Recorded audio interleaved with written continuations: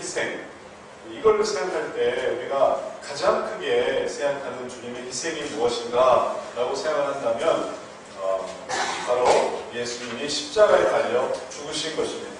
예수님이 십자가에 달려 죽으신 것만큼 예수님의 희생을 잘 나타내는 것이 없습니다. 그리고 그 희생 속에서 우리들은 모든 은혜를 다 누리게 되었습니다. 그러나 그것이 예수님의 희생의 전부는 아닙니다. 예수님의 희생을 만약에 십자가에 국한을 시킨다고 생각을 한다면 그러면 얼마 동안이라고 볼 수 있을까요? 예수님의 희생이. 예수님은 십자가에 달린 그날 하루의 희생으로 국한되어 버릴 수 있습니다. 조금 더 그 십자가의 중심으로 날짜를 좀 더 늘려봅니다. 일주일, 예수님께서 십자가에 달려 죽으시기 전 일주일, 후 일주일. 그러면 예수님의 희생의 시간은 며칠인가요? 14일에 불과합니다.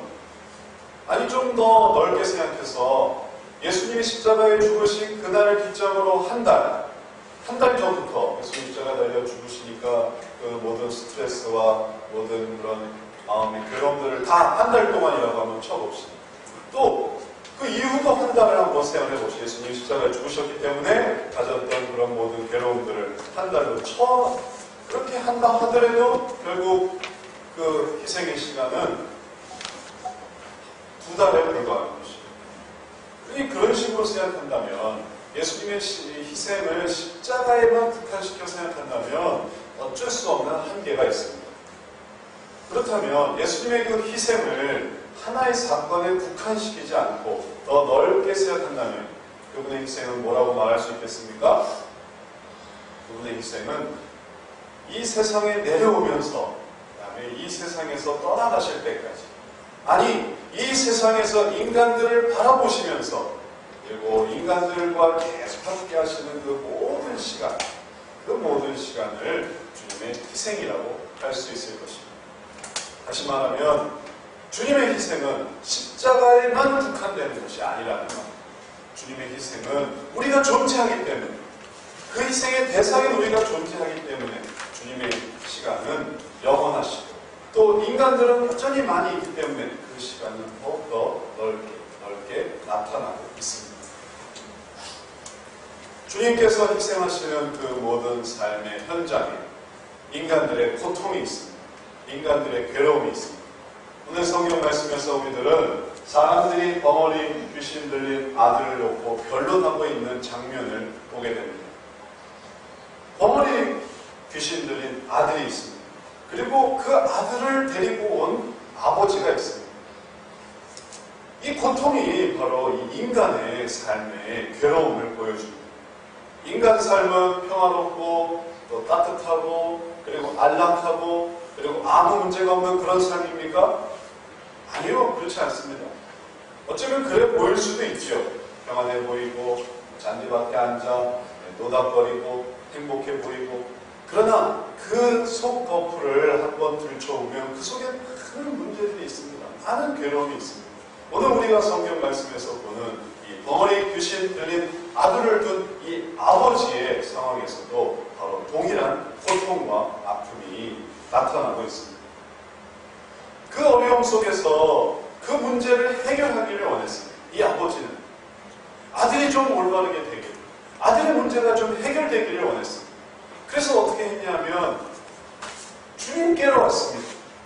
그런데 그때 주님은 안 계셔서 제자들에게 갔습니다. 제자들에게 가서 이 문제를 해결하기를 원했습니다. 그러나 제자들과 함께 이 문제 속에서 일어나고 있었던 형편은 무엇이었을까요? 오늘 성경 말씀에 보면 14절에 예수님께서 변화산에서 올라가셨다가 이제 내려와서 이렇게 볼 때 바로 그 벙어리 귀신 들린 아들을 둔 아버지와 제자들과 그리고 거기 서기관까지 다 같이 있었는데 그들이 모여서 뭘 하고 있는지를 성경 말씀이 보여주고 있습니다. 그들은 뭘 하고 있었을까요? 14절에 보니까 저희가 이에 제자들에게 와서 보니 큰 무리가 둘렀고 서기관들이 더불어 변론하더니, 서기관들과 제자들과 아버지와 아들이 한데 모여서 뭘 하고 있냐면 변론을 하고 있었습니다. 그들의 모습은 토의예요. 토의.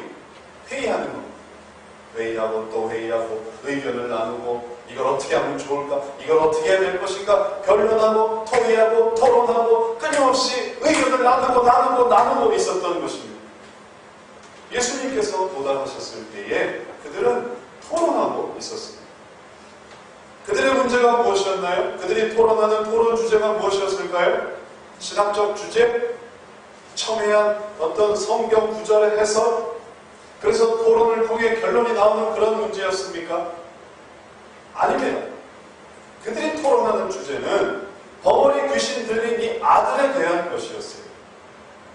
그가 귀신 들렸다는 건 다 알고 있었습니다.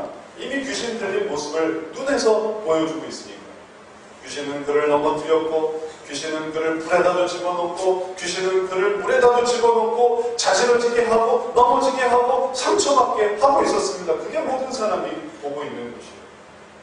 그러나 문제는 벙어리 귀신 들렸다는 것은 알겠는데 이 귀신을 쫓아낼 수가 없는 거예요. 그래서 아버지의 마음은 괴로운 것입니다.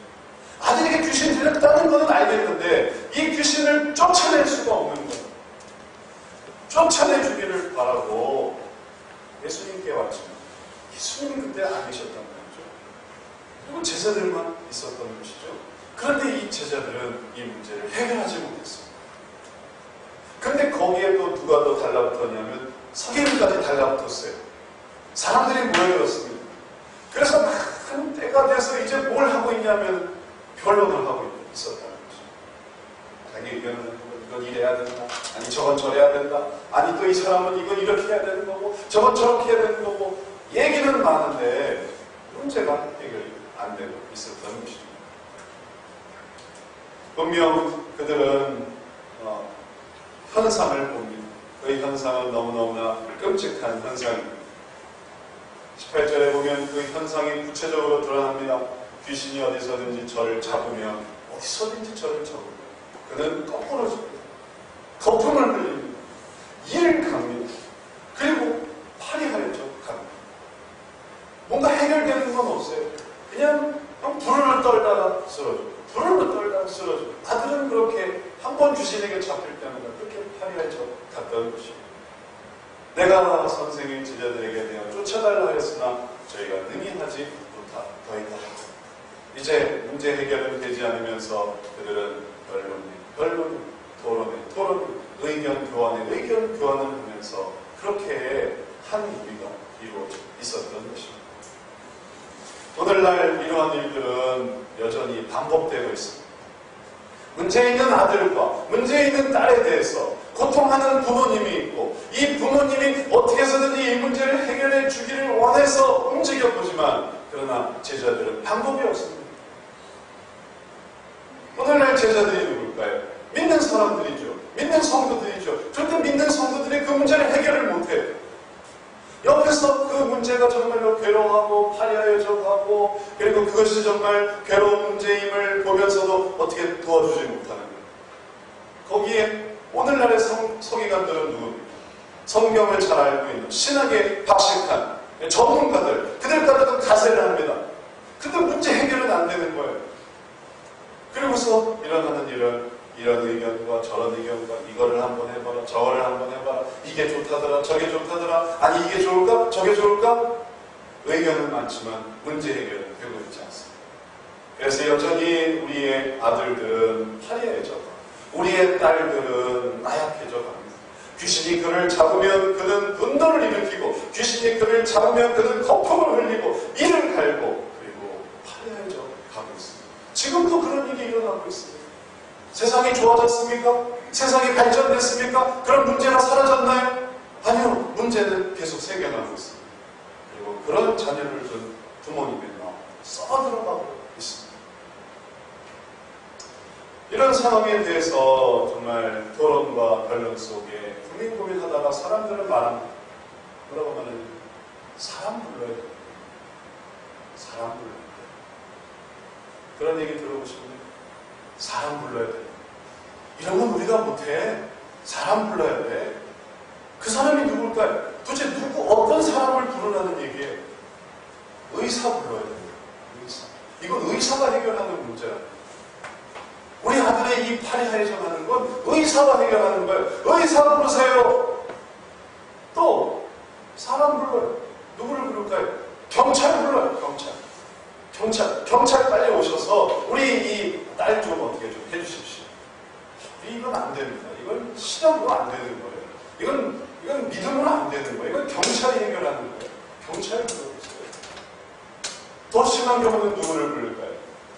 기도원 원장, 격리시키, 기도원에 좀 보내주세요. 정신병원 원장, 이 세상에서 좀 떨어지게. 그래서 그 사람을 불러서 해결하려고 하지, 이 안에서 이 부모가 혹은 제자가 혹은 서기관들이 해결하려고 하지를 못하는 것입니다. 그리고 결국 그런 사람이 넘쳐나요. 정신과 의사가 넘쳐나고요, 경찰이 넘쳐나고요, 그 다음에 또 기도원 원장님도 넘쳐나요. 그럼 수용시설이 이 전국 각지에 터져서 문제 있는 아들, 문제 있는 딸, 문제 있는 아버지, 문제 있는 어머니, 문제 있는 형제들을 다 이렇게 흩어놓을 수 있도록 도와주고 있습니다. 그러나 그게 정말 문제 해결인가요? 그래서 떨어지게 하는 것, 그래서 사라지게 하는 것, 그래서 내 눈앞에서 안 보이게 하는 것, 그것이 정말 원하고 바라던 문제 해결인가요? 아닙니다. 그게 왜 아닐까요? 언젠간 누구도 거기를 갈 수 있겠습니다. 누구도? 나도 거기를 가는 거예요. 또 늙으면 이렇게 가게 되는 거예요. 지금은 누구를 보냈지만 그러나 언젠간 나도 가게 되는, 그게 바로 사람 부르는 거예요. 안타까운 일이 아닐 수 없습니다. 그럼 도대체 왜 이렇게 되었을까요? 자, 그들이 결론을 그렇게 하는데 왜 문제 해결을 못할까요? 아니면 정말 그들이 결론에 초점을 맞춰서 문제 해결을 못하는 것인가요? 혹은 문제 해결을 못하니까 결론을 하고 있었던 것인가요? 왜 그들은 진정한 문제 해결로 나아가지 못하고 그냥 그러고만 있었을까요? 도대체 뭐가 문제일까요? 그들의 모습이 끊임없이 악순환과 악순환으로 치닫고 있을 때 이런 생각을 해보면 그들이 정말 원하는 것은 문제 해결이 아니지 않을까? 진짜로 문제를 해결하려고 했다면 문제 해결하려고 하는 방법을 찾았을 텐데 그게 아니라 변론만 하고 시간만 끌고 그리고 이 문제에 대해서 명확한 답변을 못 내놓는 것은 사실 진실로 문제를 해결하려고 하는 마음이 있는 게 아니라 시간 끌기, 그래서 그냥 지쳐 쓰러지도록 이런 문제를 가지고 왜 우리 시간을 빼앗는지 모르겠다. 왜 나는 이렇게 귀찮게 하는지 모르겠다. 혹시 정말 고쳐주면 또 올까봐 그런 사람들을 오히려 내치기 위해서 오히려 변론하고 또 엉뚱한 대답하고 말도 안 되는 이야기하고 그래서 다시는 못 오게 그렇게 하려는 것은 아니었을까요? 그게 아니고 그러면 정말로 문제 해결을 원했는데 방법을 얻지 못하는 것이었다면 우리가 한번 생각해 봅시다. 이런 유의 문제를 어떻게 해결할 수 있을까요? 귀신이 들렸어요. 아들이 귀신이 들렸어요. 귀신이 들린 게 뻔해요. 그리고 그 문제를 해결하기를 원합니다. 정말 해결하기를 원합니다. 그러면 어떻게 해야 될까요? 그 해결에 필요한 진짜 방법은 무엇일까요? 그럼 혹시 알고 계십니까? 그런 문제들을 어떻게 해결해야 되는지? 그분이 있어요. 그 해결 길이 있습니다. 그걸 해결해 줄 수 있는 한 사람이 있어요. 그게 누굽니까? 예수님이죠. 예수님은 그걸 해결하실 수가 있어요. 여기서 예수님은 그걸 해결하시는 분입니다. 어떻게 그걸 해결하실까요? 예수님은 인간을 만드시는 분입니다. 예수님은 이 세계를 창조하시는 분입니다. 만든 사람보다 그 대상을 더 잘 알고 있는 사람이 어디 있겠어요? 이 사회를 만드신, 이 세계를 만드신 분이 예수님입니다. 그런 분이 예수님이 인간을 만드셨습니다. 그러니 인간을 얼마나 잘 아시겠어요? 그 예수님이 진정한 해결자가 되시고 그리고 방법이 되십니다. 어떻게 해야 될지를 알고 계십니다. 이 귀신을 어떻게 쫓아내는지를 알고 계십니다. 그리고 어떻게 하면 이 문제를 해결하는지 그 해답을 알고 계십니다. 주님은 지금도 마찬가지예요. 지금도 주님은 방법을 갖고 계세요. 주님은 대책이 있습니다. 주님이 이 문제를 해결할 수 있습니다. 근데 문제는 정말 이 문제를 해결할 수 있는 예수님께 의지하지 않는다는 것이에요. 그들도 마찬가지였습니다. 그들은 예수님께 의지하지 않았습니다. 예수님께 도움을 원하고 왔지만 그러나 예수님이 안 계실 때 예수님의 제자들은 예수님을 의지한 게 아니었습니다. 제가 지금 이상한 얘기하는 걸까요? 제가 지금 잘못 얘기하는 것 같으세요? 증거가 있습니다. 그들이 예수님을 의지한 게 아니었습니다. 15절을 잘 보십시오. 그들이 예수님을 의지한 게 아니라는 증거가 있습니다. 무슨 말에 그 증거가 있을까요?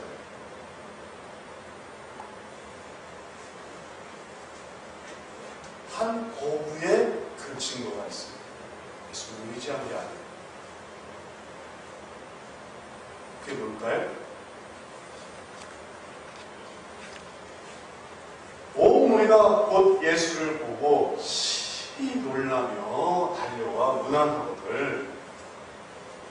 그들은 왜 이렇게 놀라요? 예수님이 오셨는데 그들은 왜 이렇게 놀라요? 그들은 이 원문을 보면 두려워하며 놀라고 있습니다. 예수님 오셨는데 예수님 너무 반갑습니다. 기쁨으로 예수님을 맞이한 게 아니고 기다렸던 예수님을 만난 게 아니고 이건 뭔가 들킨 거예요. 내가 뭔가 잘못하다가 들킨 거예요. 그래서 그들은 심히 놀라며 달려와 문안하고 있습니다. 기쁨으로 달려온 게 아니라 놀라고 두려워하면서 달려 있습니다. 왜 그런지 아십니까? 뭔가 꺼림칙한 일을 했기 때문에, 뭔가 걸리는 일을 했기 때문에 그런 것입니다. 그들은 예수님을 의지하지 않았습니다. 부모도 예수님을 의지하는 게 아니었고요. 또 제자들도 예수님을 의지하는 게 아니었습니다. 서기관들도 예수님을 의지한 게 아니었습니다. 뭔가 문제 해결을 바라고 다가온 한 사람은 있지만 그러나 정말로 예수님을 의지한 게 아니었습니다. 그러니까 놀라는 거예요. 예수님이 찾아올 때 되게 놀래. 예수님이 도와주시려고 다가올 때 되게 놀라는 거예요. 저는 많은 경우에 그런 이야기를 듣습니다. 이거 정신과 가야 돼요. 약 먹어야 돼요. 약 먹고 있어요. 또 이런 문제를 또 경찰을 불러서 해결하려고 합니다. 근데 그럴 때 이야기를 듣고 제가 얘기를 해주는 거예요. 그건 예수님 의지하면 하실 수 있습니다. 그러면 정말 깜짝 놀라요. 심히 놀라는 사람이 있어요. 이 말씀처럼 심히 놀라요. 그래요? 예수님이 그런 것도 해요? 예수님이 학업 부진도 도와줘요? 예수님이 ADH도 도와줘요? 예수님이 트라우마도 해결하세요? 예수님이 그런 일도 하세요? 예수님은 구원만 받게 하시는 거 아닌가요? 예수님은 십자가만 달려 계시는 거 아닌가요? 예수님은 천국만 가게 하시는 거 아닌가요? 예수님이 우리 자녀의 양육 문제를, 우리 자녀의 버릇없는 것을, 우리 부모의 술주정을, 우리 아버지의, 우리 아내의, 우리 남편의 그런 여러 가지 문제를 예수님이 해결해 주세요? 깜짝 놀라요. 정말 몰라서 깜짝 놀랄 때 그것은 어쩌면 기쁨으로 바뀔 수 있습니다. 예수님이 그런 것도 하실 수 있구나. 예수님이 구원만 시키시는 게 아니구나. 영혼 구원만 시키시는 게 아니구나. 예수님은 더한 일도 할 수 있구나. 그게 기쁨으로 바뀔 수 있습니다. 정말 우리는 주님을 의지해야 됩니다. 주님을 의지하는 때는 교회에서만 의지하는 게 아니에요. 주님을 의지하는 때는 가정 폭력이 일어났을 때 주님을 의지해야 돼요. 주님을 의지해야 될 때는 내가 어디를 길로 가야 될지 모를 때 의지해야 됩니다. 주님을 정말 의지할 때는 시련당했을 때, 그리고 또 상처받았을 때, 고통받았을 때 그때 주님을 의지해야 됩니다. 귀신이 나를 붙들어서 나를 거품을 흘리게 하고 나를 넘어뜨리게 하고 그리고 나를 파리하게 하고 내가 우울해지고 내가 아주 조증이 되고 내가 아주 강박증이 생기고 그런 문제가 생길 때 사실 주님을 의지해야 됩니다. 주님은 방법이 있는 것이죠. 이것을 깨달을 때 제자들은 중요한 교훈을 얻었습니다. 나중에 제자들 예수님께 나와 물었습니다. 이 사건에 대해서 나중에 모든 게 다 해결되고 예수님이 귀신을 쫓아주고 해결한 다음에 그때 제자들이 나와서 종용이 묻습니다. 예수님께 조용히 묻습니다. 우리는 어찌하여 능히 그 귀신을 쫓아내지 못했습니까? 주님의 응답은 무엇이었습니까? 얘들아, 기도 외에는 다른 것 외에, 기도 외에 다른 것은 이런 일이 일어나지 않는다. 기도? 무슨 기도? 통성기도? 금식기도? 철학기도? 기도의 방법이 중요한가요? 기도가 뭡니까? 기도의 본질이 무엇입니까? 그건 하나님을 의지하는 것이죠. 주님을 의지하는 거예요. 주님을 의지하는 그 기도, 주님을 의지하는 것 외에는 이런 것이 나가지가 않는 것입니다. 그걸 제자들이 그제서야 깨닫는 거예요. 왜 우리는 해결하지 못했습니까? 우리가 그렇게 별말을 많이 했는데, 우리가 그렇게 고민을 많이 했는데, 우리가 그렇게 학식을 많이 쌓았는데, 우리가 그렇게 성경을 들추었는데 왜 우리가 이 문제를 해결하지 못했습니까? 그들이 주님을 의지하지 않았기 때문에 이 문제를 해결할 수 없었던 것입니다. 지금도 주님은 우리들에게 말씀하십니다. 이 문제를 해결하는 길은 주님을 의지하는 것입니다. 그때만이 아닙니다. 지금도 주님을 의지할 때 주님이 해결해 주세요. 우리가 사람을 부르고 우리가 다른 방법을 찾고 우리가 또 다른 방법에 의존하려고 할 때 문제는 해결되지 않고 더 악화되고 파국을 맞이하는 겁니다. 그러나 우리가 주님을 의지할 때 주님은 알게 하십니다. 주님을 의지할 때 깨닫게 하십니다. 주님을 의지할 때 하나님의 해결의 길로 나아가게 하십니다.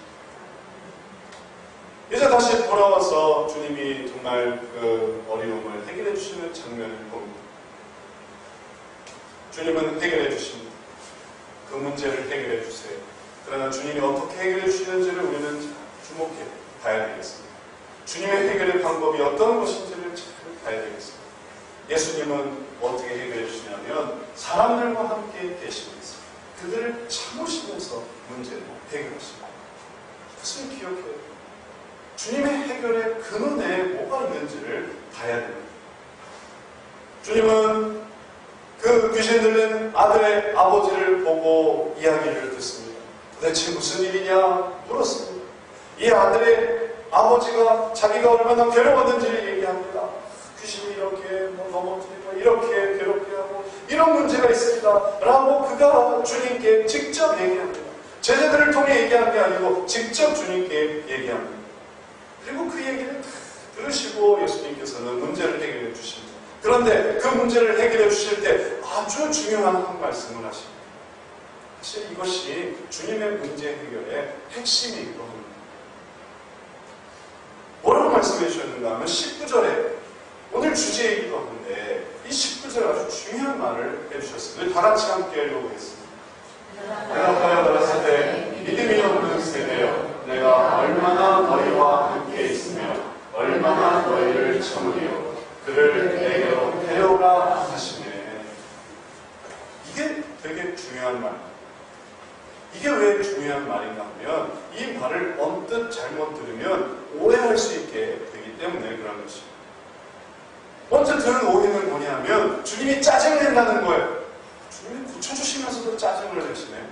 믿음이 없는 세대야 내가 얼마나 너희와 함께 있으며 얼마나 너희를 참아야 되겠느냐.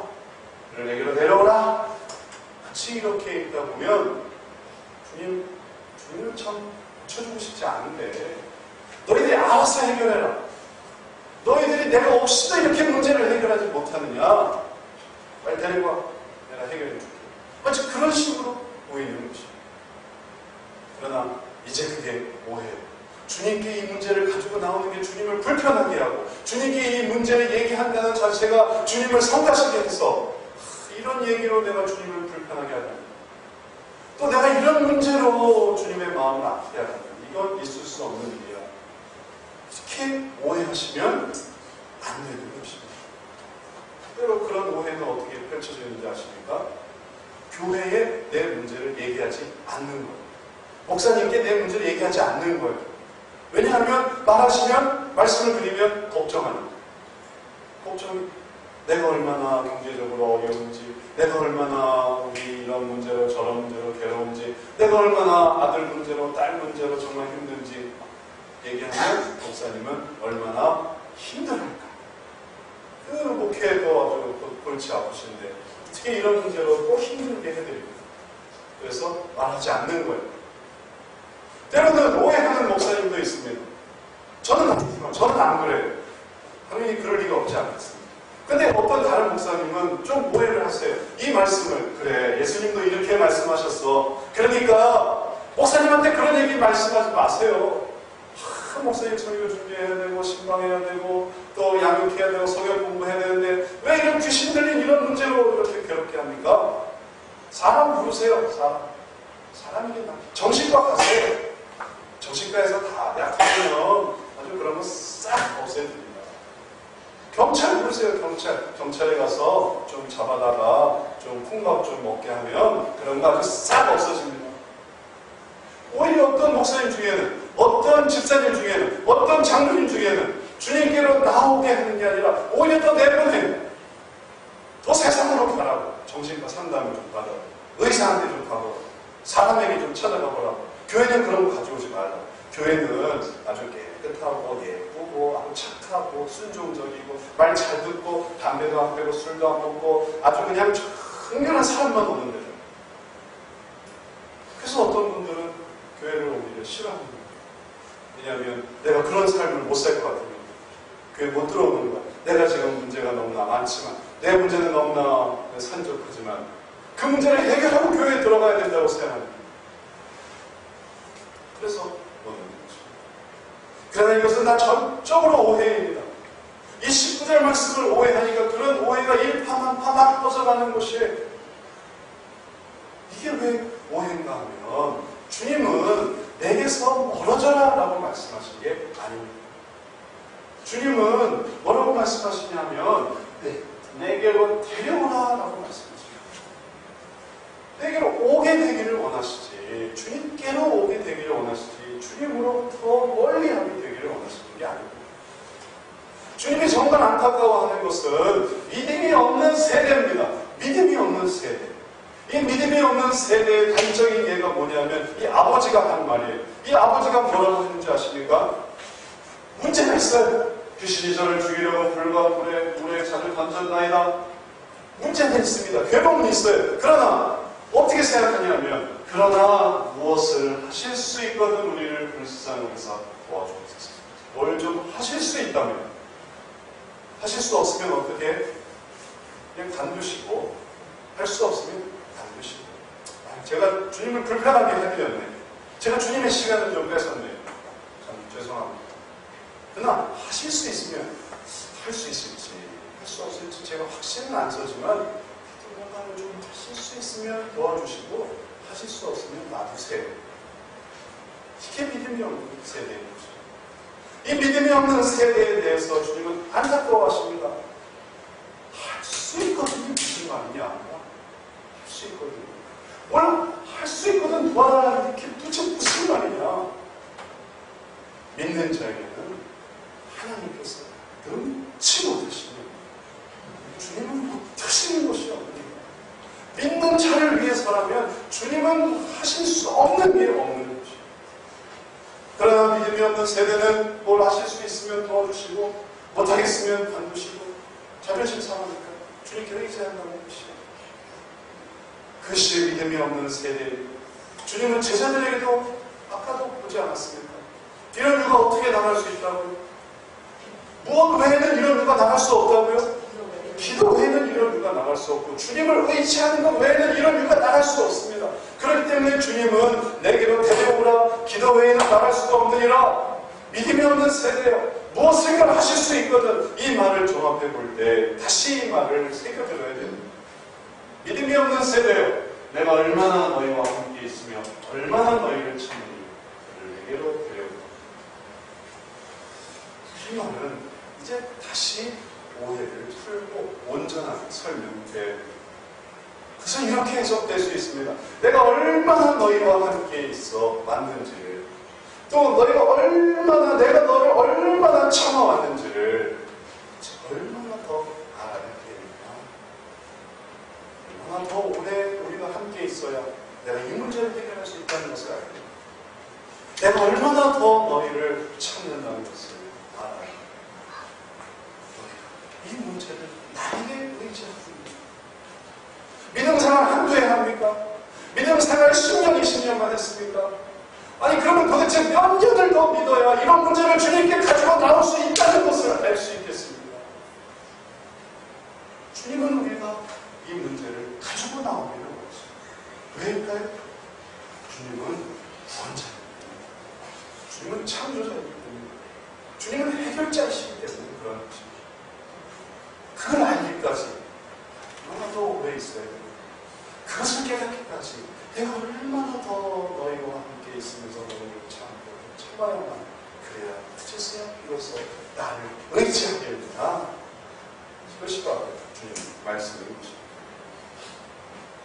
우리는 깨달아야 됩니다. 우리가 주님께 문제를 가지고 나아가야 한다는 것을.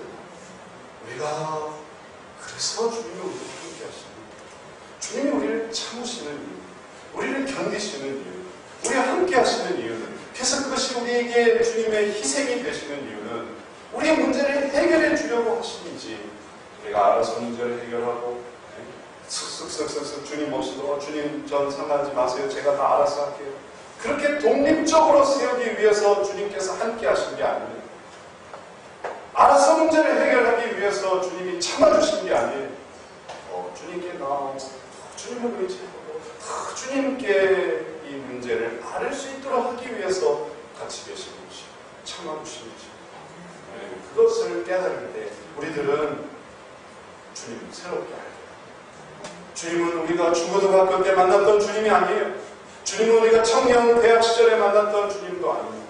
주님은 우리가 나이 들어서 병들고 이제 죽음을 기다리면서 만날 때 그때의 주님만도 아니에요. 주님은 또 다른 세대의 주님이시고 내가 죽음 가운데도 주님이시고, 주님은 우리가 영원히 함께 하시는 주님. 모를 때는 몰랐지만 그러나 이제 알았을 때는 이제 주님과 절대로 뗄 수 없는 관계임을 아셔야 하는 것입니다.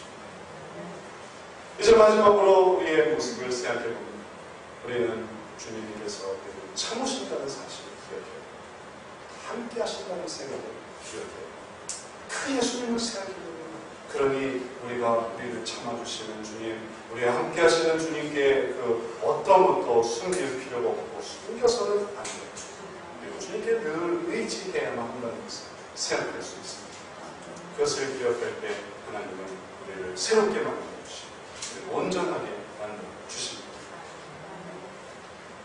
이번에 올림픽이 끝난 다음에 조용히 새롭게 시작한 올림픽이 있습니다. 그 올림픽 이름이 뭐냐면 패럴림픽. 그러니까 장애인 올림픽. 그래서 이 장애인 올림픽에는 여러 선수들이 나옵니다. 그런데 우리나라에서도 출전한 이 선수들의 모습을 보면 참 기구한 인생들이에요. 어떤 사람은 시각장애를 갑자기 망막 색소 변성으로 인해서 시각장애가 와요. 원래 유도를 하던 사람이었어요. 그런데 시각장애인이 돼서 이제 장애인 학교에 다닐 수밖에 없겠지만 원래 하던 유도가 있으니까 그 유도를 더 열심히 연습해서 이제 장애인 올림픽에 나가는 그런 선수가 있어요. 군 복무 중에 하반신을 다쳐서 그래서 하반신 마비가 된 거예요. 그러나 이렇게 하반신 마비가 됐지만 할 수 있는 재능이 있어서 양궁에 도전을 했어요. 휠체어, 양궁을 한 그런 선수들. 어려서부터 정신장애를 갖고 태어났습니다. 그래서 능력이 얼마 안 되지만 수영을 연습했어요. 그래서 수영을 하면서 자기의 능력을 나타내면서 하는 그런 선수가 있습니다. 그런 선수들이 세계에서 같이서 모여서 올림픽을 치르는 거예요. 그래서 그 속에서 뛰기도 하고 달리기도 하고 애씁니다. 그런데 그렇게 한 사람이 자기의 장애와 어려움과 아픔이 있음에도 불구하고 그것을 극복하게 되기까지 누구의 도움이 있었습니까? 누가 그렇게 도와줄 수 있었습니까? 그를 어머니가 도와줘, 아버지가 도와줘, 아내가 도와줘, 남편이 도와줘, 누군가 그를 도와줬습니다. 그래서 그렇게 메달을 따게 되기도 하고 또 대표 선수로 나가기도 하고 그 일을 하면서 삶의 새로 목표를 갖기도 하는 것입니다. 제가 그런 류의 영화를 하나 본 적이 있는데 영화 제목이 말아토니. 주인공은 누구냐 하면 좀 지능장애를 갖고 태어난 한 청년이. 근데 이 청년이 달리기를 잘해요. 달리기를 잘해서 잘 뛰어요. 근데 이 달리기를 잘하는 걸 이 어머니가 본 거예요. 그래서 이 어머니가 이 영화 속의 현장입니다. 그 영화 속에서 이 아들에게 초원이에요. 그래서 어머니가 항상 이 아들에게 얘기를 해줍니다. 그 장애를 딛고 일었을 수 있게. 그리고 장애를 딛고 일었지만 제가 좋아하는 것을 통해 자기의 삶의 목적을 이루게 항상 뭐라고 말해주냐면 초원이 다니는 100만 글자. 초원이 다니는 100만 글자. 어머니가 계속 얘기를 해줍니다. 옆에서. 그리고 또 얘기해줍니다. 초원이 몸매는 어떻지? 늘 어머니 얘기해줍니다. 초원이 몸매는 끝내준다. 초원이 몸매는 끝내줘. 그러니까 이제 늘 어머니의 생각과 말을 듣고 자란 거예요. 장애인이었지만 앞뒤를 잘 분간하지 못하는 그런 연약한 자였지. 그러나 어머니가 초원이 다니는 100만 불짜리야. 초원이 몸매는 끝내줘. 초원이 다니는 100만 불짜리야. 초원이 몸매는 끝내줘. 이렇게 계속 얘기를 해주니까 나중에 이 소년이 마라톤에 출전해 쓰러졌어요. 그래서 이제 완전히 기침했지. 근데 엄마가 이 아들에게 얘기하는 거예요. 초원이 다니는 얼마짜리지? 뭔가 목표로 하고 쓰러졌지만 그러나 어머니의 마음을 기억했어요. 100만 불짜리. 그리고 이 아들이 일었습니다. 어머니가 또 말합니다. 초원이 몸매는 어떻지? 끝내줘요. 그리고 일어나서 달렸던 것이죠. 우리에게도 그런 예수님의 희생이 있어요. 우리가 쓰러지고 넘어지고 우리가 약해지고 우리가 포기하고 싶을 때 우리의 그 모든 어려움을 격려해 주시고 붙들어 주시는 예수님이 함께 하시는 있습니다. 그게 주님의 희생이에요. 우리가 뜻대로 되지 못하고 우리가 주님의 올바른 삶으로 살지 못할 때 우리를 참아주시는 분이 있습니다. 그게 바로 예수님. 그 신 예수님의 희생입니다. 그 예수님의 희생이 있기에 우리에게 주님은 말씀하시는 것입니다. 너는 누구의 아들이냐? 너는 누구의 딸이냐? 너 어디로 갈 것이냐? 네가 무슨 목표로 살아갈 것이냐? 너는 하나님의 아들이야. 너는 하나님의 딸이야. 너는 하나님의 나라에 갈 거야. 하나님의 너와 함께 하시고 그것을 끊임없이 주님이 이끌어 주시고 일깨워 주실 때 우리가 또 일어나고 또 일어나고 또 일어나는 것입니다. 이러한 주님을 기억하고 우리가 그 은혜를 기쁘며 살아가야 하겠습니다. 주님은 우리를 위해 희생하셨습니다. 그 희생을 그치지 않으십니다. 결국 귀신 들린 자의 이 모습 때 주님이 함께 하시는 없었던 것입니다. 또 주님이 참아주시기 때문에 그 귀신을 쫓아내실 수 있었습니다. 우리가 이것을 참지 못하고 우리가 이것을 함께하지 못한다면 해결할 수 없지만 그러나 주님이 우리와 함께하시고 주님이 우리를 참아주신다는 그 희생 속에서 우리도 문제를 해결할 수 있습니다. 그 해결의 근원은 우리와 함께하시고 우리를 참아주시는 주님의 그 희생이 있는 것입니다. 이 희생을 기억하면서 주님과 함께하시는 여러분 되시길 축원합니다. 그 희생을 기억하면서 아무것도 두려워하지 마십시오. 주님께 나아오는 것을 아무것도 염려하지 마십시오. 주님께 말해주십시오. 주님이 우리를 위해 목숨을 주셨는데 무엇을 아끼시겠습니까? 무엇을 주님께서 아까워하시겠습니까? 우리에게 또 필요한 은혜를 주시고 우리를 도와주실 것입니다. 이러한 은혜로 채워주시는 저 여러분 되시고 주 여러분 축원합니다.